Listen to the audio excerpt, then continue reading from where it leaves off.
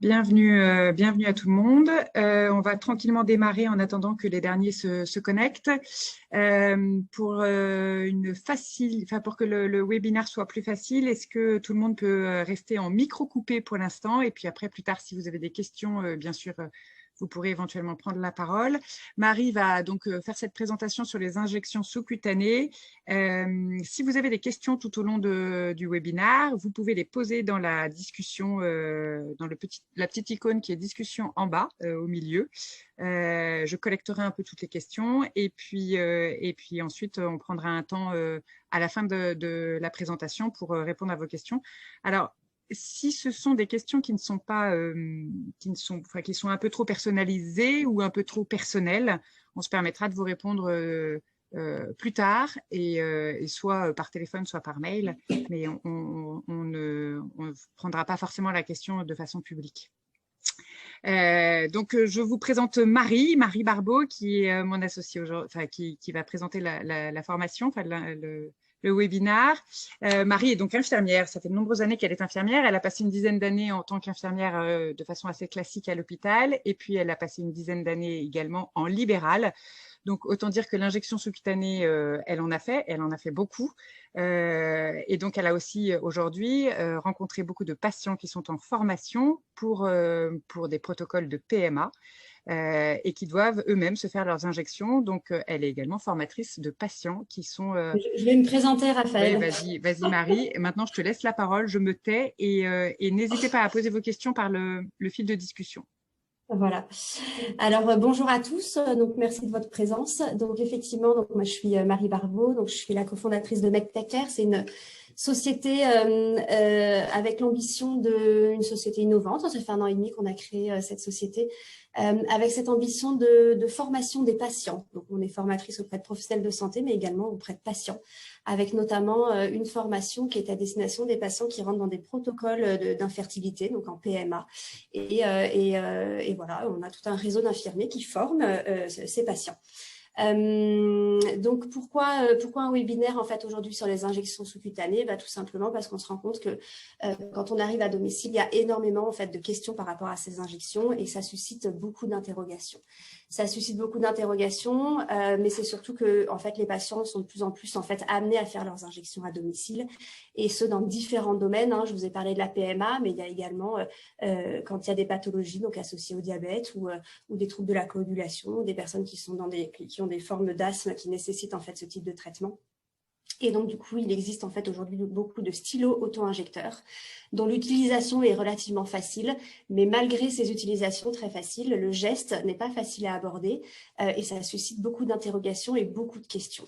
Donc, l'idée de ce webinaire, c'est simplement de pouvoir en fait répondre à toutes ces interrogations et à toutes ces questions parce que derrière, il y a de la peur, il y a des appréhensions. Est-ce que je vais réussir à le faire ou pas? Et puis d'apporter surtout des réponses relativement concrètes en fait à toutes ces questions que vous vous posez. Moi, je suis donc quand je fais ces formations en fait auprès des couples, effectivement, la partie formation sur la manipulation de ces stylos auto-injecteurs est hyper importante parce que toutes ces personnes ont envie de bien faire et ont envie de manipuler correctement et il faut qu'ils aient les clés en fait pour le faire et surtout qu'ils soient rassurés. Donc, comment on va procéder pour cette prochaine demi-heure? Et bien simplement, en fait, on a fait passer un questionnaire aux personnes qui étaient sur un début de protocole avec des injections sous-cutanées à faire. Et on leur a demandé quelles sont les questions que vous vous posez et à quelles questions on pourrait répondre. Eh bien, ce webinaire, il va être comme ça, c'est-à-dire des questions qui ont été posées par des patients et les réponses que je vais essayer de vous apporter pour essayer d'aborder ces injections sous-cutanées avec plus de simplicité que ce que vous pouvez faire aujourd'hui.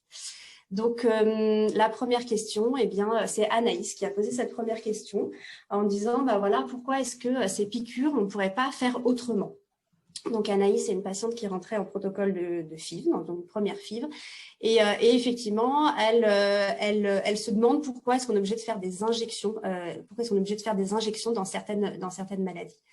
Donc, la réponse que je pourrais apporter à Anaïs, C'est simplement qu'effectivement, derrière tout ça, elle rêverait finalement d'avoir des comprimés à avaler et que ce soit plus simple en fait pour se traiter et pour gérer ses injections.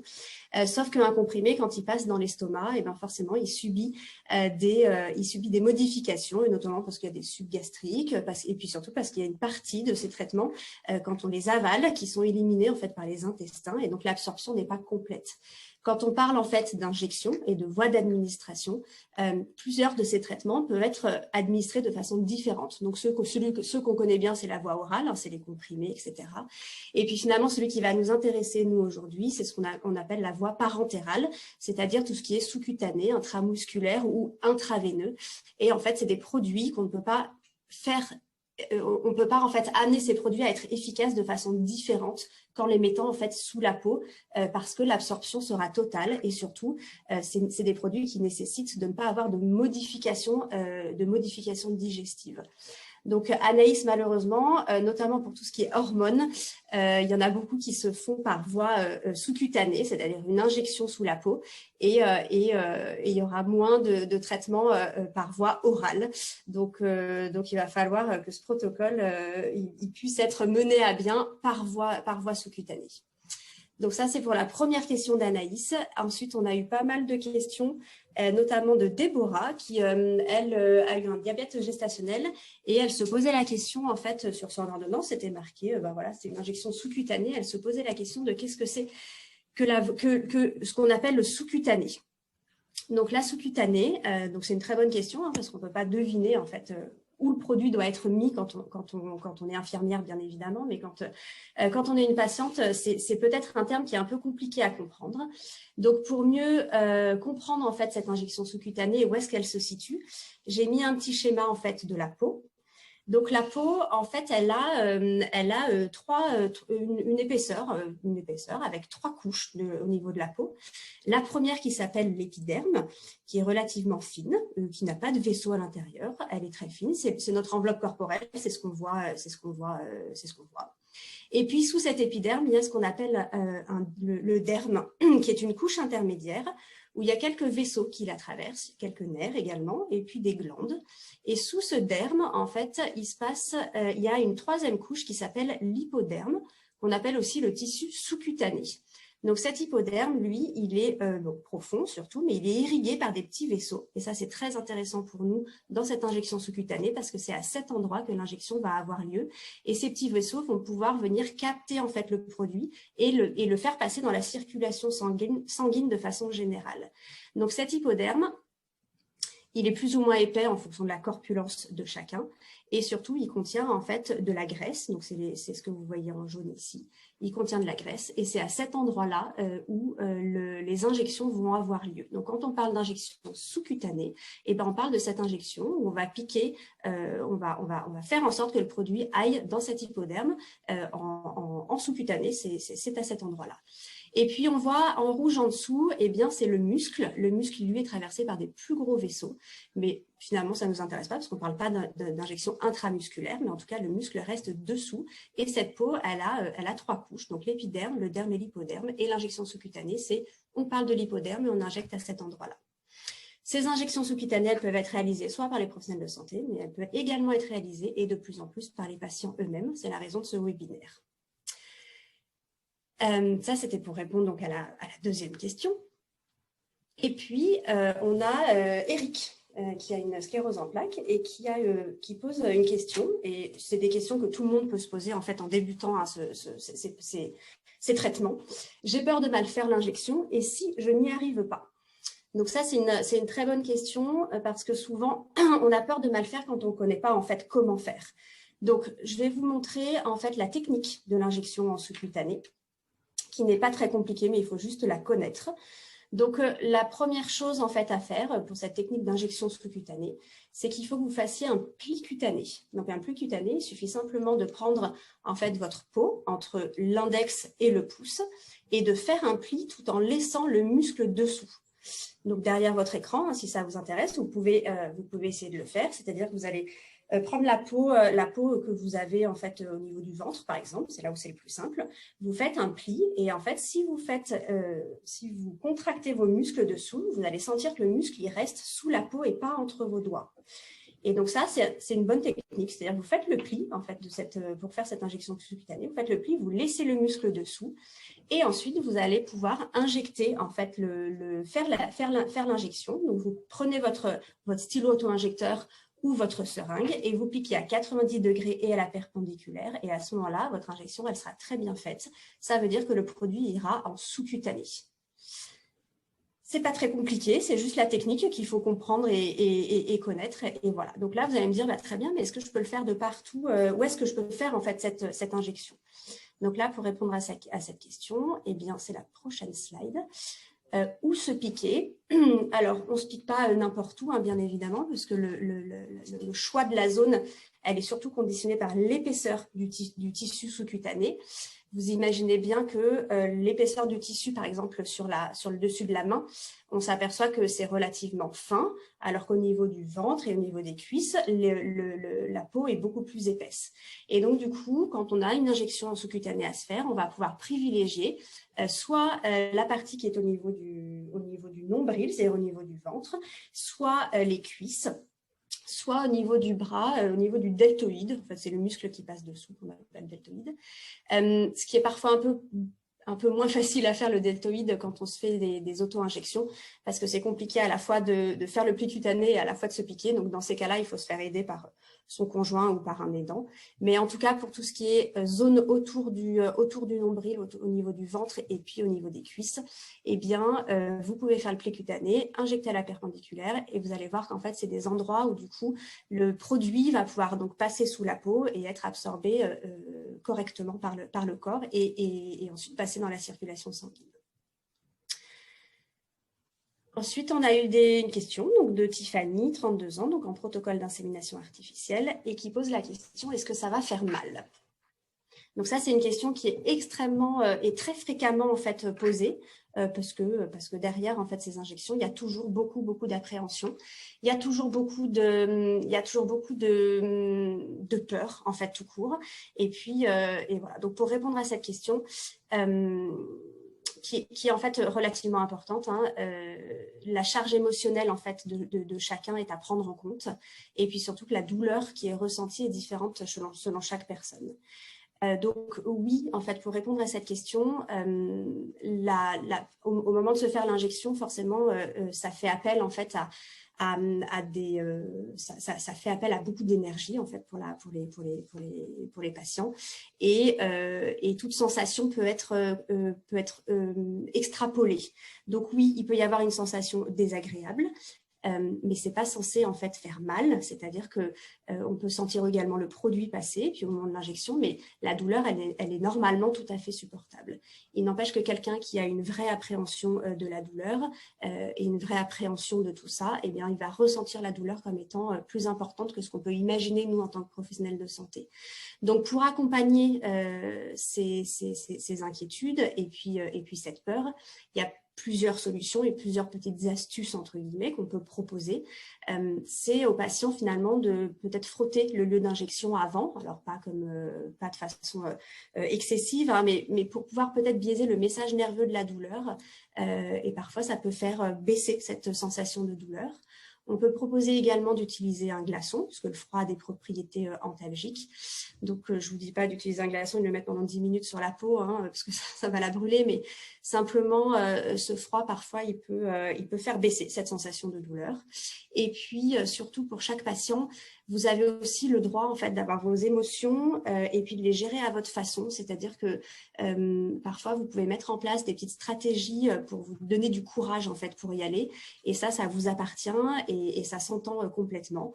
Eh bien, voilà, vous avez le droit de compter en disant, allez, à 5, j'y vais, ou de regarder ou pas, si c'est votre conjoint qui vous fait l'injection ou pas. Et puis surtout, vous pouvez aussi également adapter la vitesse d'injection. Si vous sentez le produit qui passe sous votre peau, eh ben, vous pouvez aller plus doucement au moment de l'injection. Il y a certains patients qui retiennent leur respiration. Et puis surtout, à la fin, vous avez le droit de vous féliciter parce que quand vous êtes arrivé, eh bien, bravo, c'est très chouette. Voilà pour cette appréhension de la peur. En fait, chaque peur, la peur de la douleur, en fait, chaque patient a sa propre histoire, la propre représentation de ce qui s'en fait. Et donc, du coup, derrière cette question, il y a souvent, en fait, d'autres choses qui peuvent ressortir et qui sont jamais anodines. Donc, je voulais faire un petit aparté aussi pour les professionnels de santé. Finalement, cette question de la douleur et des peurs, en fait, elle est jamais à sous-estimer. Et surtout, la réponse à apporter, elle est importante. Si on sous-estime un patient en face de nous avec ces douleurs-là, ça va pas l'aider, en fait. Donc, voilà. On évite également des petites phrases bateau en disant que bah non, c'est rien, ça fait pas mal, etc. Et puis surtout, on peut privilégier l'écoute. Qu'est-ce qui vous inquiète? Qu'est-ce que je peux faire? Comment je peux faire pour vous aider? C'est beaucoup plus porteur et on va pouvoir accompagner plutôt que d'émettre un jugement qui peut être parfois mal pris par le patient. Voilà pour la réponse à cette question. Est-ce que l'aiguille peut se casser? Donc ça, c'est Jean qui a un traitement anticoagulant donc suite à une fracture. Donc pareil, c'est une injection qui se fait en sous-cutané. Parfois, les patients le font eux-mêmes. Et donc là, on a une appréhension par rapport à l'aiguille. Bon, bah très bien. Donc la réponse est non, hein, l'aiguille ne peut pas se casser. Donc là, je donne tout de suite la réponse. Mais c'est peut-être l'occasion de vous montrer... en fait les différents types d'injections sous-cutanées que vous pouvez avoir sur votre ordonnance, parce que vous pouvez avoir à la fois des injections sous-cutanées en stylo auto-injecteur. C'est ce qui est représenté là à gauche de l'écran. Donc les stylos auto-injecteurs, donc ils sont tous bien évidemment un peu différents, mais ils se ressemblent quand même un petit peu tous, c'est-à-dire qu'ils ont un endroit où on va pouvoir adapter le dosage, souvent c'est en haut, et puis pouvoir injecter le produit, pareil en haut ici. Ici, on a un regard sur la quantité de produit qu'on peut préparer. Et puis, sur cette partie-là, on a le produit qui peut être en cartouche. Donc, soit les cartouches, elles sont déjà à l'intérieur du stylo auto-injecteur, soit il va falloir les mettre. Et puis, vous avez le capuchon qui est ici. Donc, on est en train de parler d'aiguilles. Et donc, sur ces stylos auto-injecteurs, vous avez toujours le même type d'aiguille qui est proposé dans le pack, en fait, proposé par les laboratoires.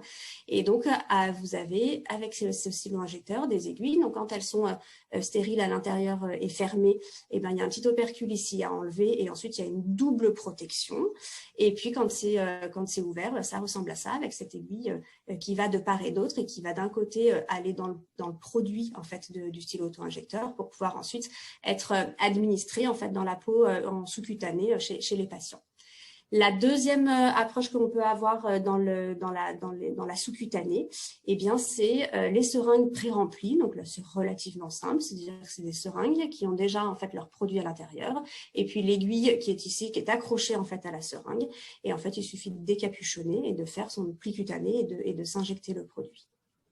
Et puis, on peut avoir également en sous-cutané en sous-cutané des produits à préparer ou à reconstituer. Donc, soit avec des ampoules comme ici, soit avec des flacons. Et dans ces cas-là, on va avoir en fait deux types d'aiguilles. Le pharmacien va vous délivrer deux types d'aiguilles, ou sinon c'est déjà compris dans le pack. Une qui va être plus grande, qu'on appelle souvent un trocard, et qui va permettre de préparer en fait cette solution, ce produit. Et une qui sera plus petite et qui sera faite pour vous faire votre injection. On appelle l'aiguille à sous-cutanée, qui est souvent jaune ou orange. Et voilà ce que vous pouvez avoir en fait quand vous avez des ordonnances sur lesquelles il y a des produits à vous injecter en injection sous-cutanée. Et la longueur de l'aiguille est toujours prescrite pour que ce soit, une fois que vous aurez fait votre pli cutané, pour que le produit soit déposé en fait au bon endroit sous votre peau. Donc, pour répondre à l'aiguille qui se casse, à la question de l'aiguille qui se casse, parce que c'est quelque chose qui revient souvent dans les appréhensions et dans les peurs. Moi, en 20 ans de carrière, et j'en ai fait quand même beaucoup d'injections, j'ai jamais vu une aiguille qui se cassait. Donc, j'ai envie d'être rassurante de ce côté-là. La prochaine question, elle est de Géraldine, qui fait sa 3e FIV. Est-ce qu'une injection sous-cutanée peut provoquer une infection? Donc déjà ouais, derrière, il y a également encore pas mal de peur, mais la question, elle est intéressante parce qu'effectivement, on peut imaginer qu'on rentre quelque chose dans la peau et du coup, ça peut provoquer une infection. Donc finalement, notre corps est quand même bien fait, Géraldine, parce qu'en fait, on a des petits anticorps qui viennent et donc c'est très, très rare en fait qu'une injection sous-cutanée soit... c'est très rare en fait qu'une injection sous-cutanée provoque en fait une infection. En revanche, pour bien répondre à cette question, je voulais quand même parler d'asepsie et de préparation de ces produits et de ces injections.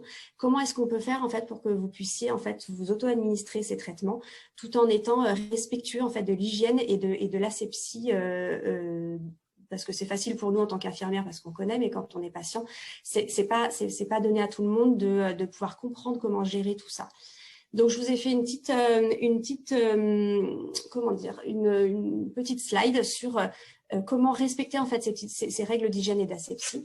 Donc, dans un premier temps, quand vous avez une sous-cutanée à vous administrer, la première chose à faire, c'est de vous laver les mains au moment où vous allez la faire. Et puis de manipuler sur une surface propre.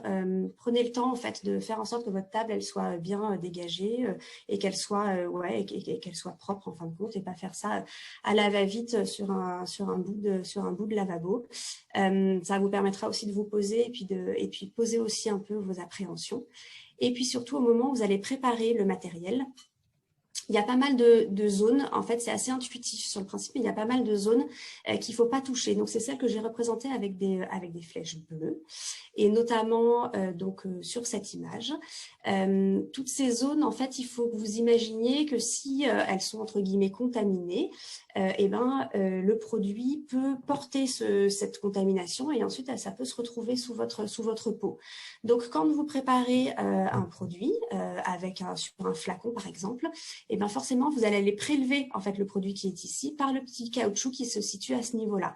Donc cet endroit-là, il faut qu'il soit propre en fait, il faut qu'il soit correct et surtout mettez pas vos doigts dessus.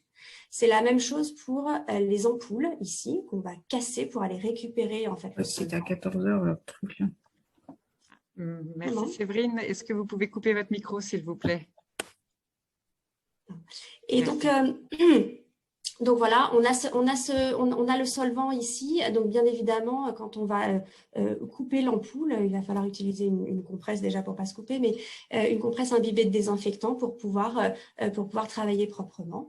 Et puis tout ce qui est aiguille, ça va aller sous votre peau. Donc alors celle-ci elle ira pas sous la peau, c'est une aiguille c'est un trocard, mais quand elles sont plus petites, ça va aller sous la peau. Il faut éviter de les toucher. C'est pareil pour l'aiguille ici de stylo auto-injecteur. Et puis, quand vous allez vous faire votre injection, eh bien, au niveau du ventre, vous allez pouvoir aussi désinfecter la partie que vous allez piquer. Et au moment où vous prenez en fait votre peau pour faire le pli cutané, dans ces cas-là, là où l'aiguille va s'introduire, eh bien, faites en sorte de ne pas retoucher une fois que vous avez désinfecté. Donc, c'est des règles très basiques sur le principe, mais peut-être qu'ils ne sont pas si faciles que ça à comprendre quand on prépare le produit. Voilà. Et puis, une fois que vous avez injecté, donc vous félicitez parce que c'est formidable. Et puis, vous pouvez jeter l'aiguille que vous ne réutilisez jamais en fait une deuxième fois. Toutes les aiguilles, elles sont vraiment à usage unique. Et puis, un petit conseil également qui ne va pas dans les règles d'hygiène et d'asepsie, mais on ne recapuchonne jamais en fait une aiguille qui a été utilisée pour éviter de se piquer avec. Voilà pour ces règles-là. Donc non, l'infection, c'est vraiment quelque chose qui reste vraiment très anecdotique quand on fait une injection sous-cutanée. Et ensuite, par contre, travailler de façon relativement propre et tout se passera bien. On a, ah oui, si je voulais juste quand même parler des effets secondaires de ces injections. L'injection en elle-même, elle a très peu d'effets secondaires. Elle en a quand même quelques-uns. On peut avoir un bleu au niveau de l'injection, ce qu'on appelle un hématome. Il peut y avoir aussi parfois des petites boules qui se forment sous la peau. On appelle ça des lipodystrophies qui mettent un peu de temps à partir, mais ça peut arriver. Et puis, il peut y avoir une irritation au niveau du point d'injection. Ça ne veut pas dire que c'est une infection. En revanche, quand il y a une injection, forcément, il y a des produits à l'intérieur. Et là, les effets secondaires, ils peuvent être un peu plus graves, avec des éruptions cutanées, ou des écoulements, ou des rougeurs. Et dans ces cas-là, vraiment demander un avis médical assez rapidement en fait, à votre médecin. François, qui est diabétique et qui pose la question, et ça c'est une question qui revient souvent aussi quand on est en formation, une bulle d'air dans la seringue, est-ce que c'est grave, docteur? Donc ça c'est une très bonne question parce que parfois on voit tous des séries avec des histoires complètement hallucinantes de bulles d'air, bref. Quand on est en injection sous-cutanée, c'est-à-dire qu'on fait le pli cutané et qu'on pique à la perpendiculaire, la bulle d'air, elle est absolument pas grave. Absolument pas grave. La bulle d'air, elle va être plus dangereuse si l'injection, elle se fait dans une veine, mais c'est pas une petite bulle, même dans une veine qui va être délétère. Il faut une grosse quantité d'air dans les veines pour que ce soit dangereux et que ça provoque des embolies pulmonaires. En sous-cutané, rassurez-vous, si vous voyez une petite bulle en fait dans votre seringue, ce n'est pas grave. Absolument pas grave. Et puis, je crois qu'on a une dernière question qui est revenue souvent là, dans ces petites interviews là, qu'on a proposées auprès de nos patients. Il y en a beaucoup qui nous disent, voilà, j'ai lu sur Internet que, et puis alors, il se passe plein de choses sur Internet. Hein, il pouvait y avoir des puces aimantées dans les produits injectables. Que sur Facebook, Sophie79 a dit que son injection lui avait provoqué une éruption sous-cutanée, qu'elle avait fait un malaise. Et donc, en fait, tout le monde va se renseigner sur Internet. Et alors, que répondre à tout ça?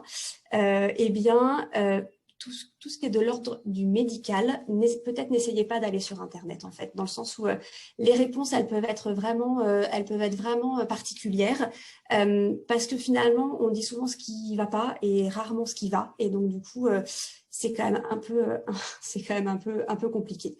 En revanche, force est de constater qu'il y a beaucoup de patients et de patientes qui aiment beaucoup aller sur les réseaux sociaux et je trouve que c'est une super source assez rassurante de rencontres de personnes qui vivent en fait la même situation et les mêmes choses.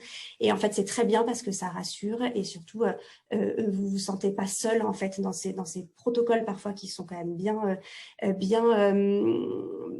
bien présent, voilà. Et donc, mais gardez toujours en tête finalement que sur Internet, on peut vraiment trouver tout et son contraire. Et que si vous avez des questions d'ordre médical, je pense que c'est pas forcément sur Internet qu'il faudrait aller voir, mais plus poser vos questions aux infirmiers, aux médecins et également de jamais mélanger les ordonnances. En fait, chaque ordonnance, elle est vraiment spécifique à chacun. Et c'est une façon de... On peut pas comparer deux symptômes ou deux réactions de personnes. Et souvent, Internet a tendance à affoler, en fait, à nous affoler. Et c'est pas forcément une bonne solution. Donc voilà, un bon roman, parfois, c'est mieux qu'Internet. Voilà, en conclusion, alors je sais pas quelle heure il est, si on est un petit peu Marie, tu as le compas dans l'œil puisqu'il est pile 14 heures. Ah bah écoute, c'est dingue. Simplement, pour conclure, je pense que vous avez tous la capacité en fait de faire ces injections. Ça provoque chez chacun beaucoup de réactions. Moi, j'ai jamais entendu quelqu'un qui me dit non, mais j'ai aucun problème avec les injections, c'est super, je vais me les faire, tout va bien se passer. Ça provoque forcément des réactions de peur, de doute, d'organisation, de gestion, etc. Et donc, on en est conscient, en fait, chez MedTechCare. Et c'est la raison pour laquelle on a monté ces programmes de formation, donc Cocoon, qui est à destination des patientes en protocole de FIV et d'insémination. Et donc, de ce côté-là, nous, c'est quelque chose sur lequel on peut vous accompagner. Et surtout, essayez tous et toutes de vous rassurer parce que ces injections sous-cutanées, vous avez le droit de les faire et vous avez le droit de les faire parce qu'en fait, c'est pas très compliqué et il y aurait une difficulté particulière, c'est vraiment quelque chose comme l'intramusculaire ou l'intraveineuse, c'est vraiment quelque chose qui est proposé, enfin qui est à faire par les infirmiers parce qu'il y a une particularité. Alors que l'injection sous-cutanée, quand vous avez la technique et vous savez comment faire, il n'y a aucun souci pour vous puissiez les faire. Merci Marie. Alors maintenant, on va rentrer dans une période de discussion de questions-réponses. Il y a quelques questions qui ont été posées sur le fil de discussion. Donc, si vous voulez poser des questions, vous pouvez les faire soit en privé, en vous adressant soit à Marie, soit à moi directement, soit vous pouvez les mettre à tout le monde. Est-ce que il y en a qui veulent poser leurs questions? Vous pouvez prendre la parole, enfin, en tout cas, désactiver votre micro si vous voulez prendre la parole.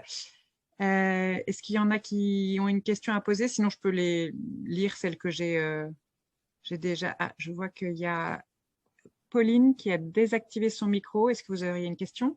Oui, alors moi, je l'ai posée sur le fil de discussion, mais je vais la poser à haute voix, ce sera plus simple. Je voulais savoir ce qu'on faisait des aiguilles après. moi, ma pharmacie à côté de chez moi me les a refusés. Je ne sais pas s'ils sont dans l'obligation de les prendre et du coup, ce qu'on peut en faire, voilà. Alors, c'est une très bonne question. Effectivement, je n'ai pas du tout parlé de ce qu'on appelle l'élimination des déchets toxiques. Alors, ouais, c'est un terme un peu particulier. Mais effectivement, Pauline, tout ce qui est aiguille, en fin de compte, ça doit être mis dans des boîtes à aiguilles. C'est des boîtes jaunes. Je pense que vous les avez toutes plus ou moins vues. Donc, il y a des pharmaciens qui sont trop sympas et qui les donnent en fait à leurs patients. Et comme ça, vous pouvez suivre le protocole et ensuite déposer vos aiguilles en fait et puis les ramener. Et en revanche, parfois, il y a des pharmaciens, en fait, parce que ça coûte cher. Donc, il y a des pharmaciens qui ne récupèrent pas ces boîtes à aiguilles. Et dans ces cas-là, vous allez sur un site qui s'appelle Dastri, dastri.fr. Et là, il y a des points de collecte, en fait, qui existent pour aller récupérer ces déchets. Et à aucun moment donné, effectivement, ces aiguilles doivent être ni mises dans les ordures ménagères, ni voilà, parce que c'est trop dangereux et surtout, c'est considéré comme sale en fait une fois que ça a traversé la peau. Voilà. D'accord, merci beaucoup. Ah ben, je vous en prie. Est-ce qu'il y a d'autres questions? Alors, j'ai une question une personne qui dit, attendez, pardon, voilà. Je suis au 4e jour de mon protocole de FIV. Les 3 dernières piqûres m'ont fait plus mal que d'habitude et en sortant l'aiguille, j'ai saigné pas mal. Grosse goutte et non pas juste un petit point. J'ai peut-être touché un vaisseau. Surtout, ça me fait peur que pour le coup, le médicament soit moins efficace. Alors, en fait, quand je vous ai montré le petit schéma là de la peau, parfois, en fait, vous pouvez en fait faire l'injection dans des tout petits vaisseaux. Et donc, ça va traverser des petits vaisseaux qui vont se mettre à saigner. Donc, c'est pas inquiétant du tout. Ça va vous laisser en fait un hématome et il y aura pas d'efficacité différente dans le sens où en fait, quand vous mettez ce produit, il va être absorbé en fait correctement. C'est juste qu'au moment d'introduire l'aiguille, il y a eu des vaisseaux qui ont été traversés et donc qui se sont mis à saigner forcément et donc du coup ça ressort par le point de ponction. Donc non, il n'y aura pas de différence d'efficacité de traitement. Vous aurez juste, à mon avis, un hématome plus important. Voilà. Et peut-être essayer avec un petit glaçon à mettre en fait avant. Ça pourra, à mon avis, parce que les glaçons ont un effet antalgique, mais aussi ça resserre un peu les vaisseaux. Donc, ça pourrait être une solution pour vous aider à ce qu'il y ait moins de saignement. J'espère que je réponds à votre question. Oui, je crois que c'est bon. Pas d'inquiétude sur l'efficacité de ce côté-là. J'ai une autre question. Alors, des questions un peu plus précises sur certains produits, on se permettra de vous répondre de façon personnalisée. Mais là, j'ai une question un peu plus générale. J'ai un tatouage sur la cuisse. Est-ce que je peux faire mes injections sur la cuisse du coup? C'est vrai que de plus en plus, en fait, j'ai l'impression que il y a 80% de la population qui est tatouée. Alors, ouais, c'est une très bonne question. En fait, le tatouage, il y a de l'encre, en fait, qui est mis sous la peau. Et donc, l'idée, c'est d'éviter, en fait, au moment d'injecter, c'est d'éviter que l'encre passe sous la peau. Donc, il vaut mieux privilégier les autres endroits, le ventre, le bras ou l'autre cuisse. Mais effectivement, éviter de piquer au niveau du tatouage. Ouais, c'est une bonne question. Alors, j'ai une question sur une autre. Moi, je suis diabétique et le médecin me dit que ce n'est plus la peine de faire des plis cutanés. Oui, alors, je suis obligée de faire un webinaire un peu généralisé sur la sous-cutanée, donc je ne peux pas rentrer dans chacun des détails. Mais parfois, dans le diabète, effectivement, il y a des aiguilles qui sont tellement petites qu'on n'est plus obligé de faire le pli cutané pour être en sous-cutané. Et donc, du coup, le médecin prescrit en fait le stylo auto-injecteur avec l'aiguille qui permet de ne pas faire de pli sous-cutané. Donc, effectivement, c'est encore plus simple, mais ça ne veut pas dire qu'il y a une erreur. C'est simplement que c'est une façon de fonctionner un peu différente. Donc, on sera toujours en sous-cutané, mais avec une aiguille qui a une taille un peu différente. Ouais, c'est normal. C'est normal. Et j'ai une autre question. J'ai plusieurs injections à me faire à la même heure. Est-ce que je peux les faire au même endroit? C'est plutôt, est-ce grave de les faire au même endroit? Ça arrive en fait d'avoir plusieurs injections dans les protocoles de FIV ou d'insémination. Hein. Et donc, non, il vaut mieux changer en fait d'endroit. Déjà pour faire en sorte que l'absorption de chacun des produits soit à 2 endroits séparés, comme ça il n'y a pas de mélange de produits, c'est très bien. Et puis surtout pour vous, en fait, par rapport au capital douleur, c'est peut-être mieux d'espacer et puis de tourner, en fait. Voilà. Je vous disais tout à l'heure qu'un des effets secondaires, c'est d'avoir des petits nodules sous la peau, des petites boules qui se forment sous la peau. Quand ça arrive, essayez de ne pas piquer à ce même endroit, en fait. Voilà. Donc, tournez, et voilà, avec 2 ou 3 injections, effectivement, ça revient un peu rapidement. Mais injectez là où la peau est saine, en fait. Voilà. Alors là, donc ça c'est une question. Si j'ai des hématomes partout, est-ce que c'est grave? Non. C'est juste pas joli. C'est juste pas Ça va joli. passer. Ça met en général une semaine en fait à passer. Ça va passer par toutes les couleurs et puis voilà, c'est le temps finalement que ces petits vaisseaux qui ont été lésés au moment où on a fait l'injection, que ces petits vaisseaux évacuent en fait la totalité du sang qui se retrouve sous la peau et en fait au fur et à mesure, ça s'échappe par la peau et ça se renouvelle et donc du coup ça va passer par des couleurs de bleu, vert, marron et ensuite jaune et ça va partir. Donc non, c'est pas grave. Ça ne veut pas dire qu'il y a une maladie associée, c'est voilà. Alors là, c'est une question d'une personne qui est visiblement diabétique. J'ai déjà raté une injection et c'était pas trop grave. C'est plutôt un commentaire. De rater une injection d'insuline? Oui, visiblement. Oui. Alors. Même rater une injection en général, quoi. Pas forcément que l'insuline. Alors, quand il y a ça, on oublie l'injection, on a des heures pour faire l'injection, etc. La première des choses que vous pouvez vous dire, c'est bon, c'est pas grave, j'en ferai 2 la prochaine fois, ou je double la quantité de traitement. Et ça, c'est pas du tout la bonne attitude en fait à adopter. Je pense qu'en fait, il faut simplement rappeler son médecin en disant voilà, j'ai loupé une injection, qu'est-ce que je fais en fait? Et peut-être que c'est lui qui va adapter le dosage ou qui va dire c'est pas grave. On l'oublie et vous continuez comme si de rien n'était et on vérifiera après en prise de sang et en échographie et voilà. Mais jamais, en tout cas quand c'est une question comme ça, un peu d'ordre médical entre guillemets, il vaut mieux rappeler son médecin et lui poser la question directement. Okay. Marie, peut-être que tu peux passer sur la slide d'après, comme ça tout le monde aura nos coordonnées. Encore une fois, en fait, on accompagne plus spécifiquement les patients qui sont dans des protocoles de PMA, mais au-delà de ça, les injections sous-cutanées sont les mêmes pour quel que soit le traitement, en fait. Et donc, si vous êtes de façon un peu plus spécifique en protocole de PMA, vous pouvez nous contacter. Et pour tous ceux qui ont participé à ce webinaire, nous allons vous envoyer un replay. Et avec le replay, en fait, vous allez avoir des liens pour suivre une formation en e-learning en avant-première. En fait, c'est une formation qu'on va mettre en ligne la semaine prochaine, mais vous pourrez vous la suivre de façon en avant-première. C'est une formation qui est gratuite, qui est donc en e-learning et qui dure entre 20 et 30 minutes. Donc vous pourrez simplement en cliquant sur le lien suivre cette formation, puis vous pourrez nous faire des commentaires comme ça pour nous dire si ça vous a plu ou pas. Voilà. Écoutez, on a tenu les délais, il est 14h10.